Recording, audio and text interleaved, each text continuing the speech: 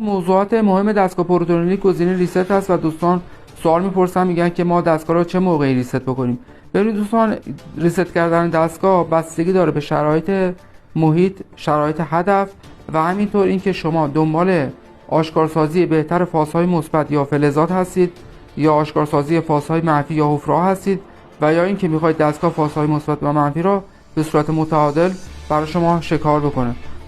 با توجه به تمام این مواردی که خدمت شما عرض کردم، یک اپراتور میتونه تصمیم بگیره که ریست بکنه